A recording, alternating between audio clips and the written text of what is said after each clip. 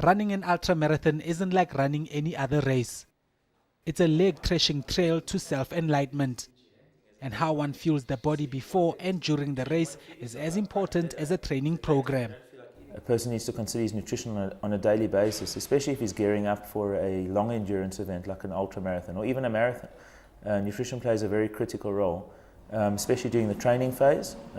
Obviously it helps with recovery. You do damage to the body and you need to repair it. Most athletes focus on training and they focus on recovery, but they forget about nutrition, which to me is one of the most critical elements. I always tell people, you train your muscles, you rest your muscles, but you need to train your gut.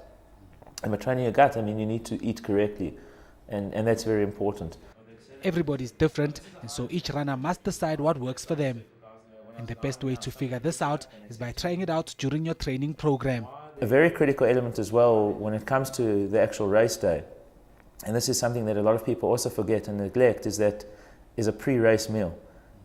From the time you wake up in the morning, you really need to eat something substantial, specifically for a long endurance event. If it's an ultra marathon, like Two Oceans, you need to have a pre-race meal. There's no doubt, and it needs to be something substantial. I always recommend something that's got carbohydrates, fat, and protein that provides stability. Something that's not going to spike the insulin levels too much. Something that's more stable. There's little time for me to experiment now, so I have to trust that what I've been taking during my training will be sufficient to get me to the finish line. Uji Molefe, Johannesburg.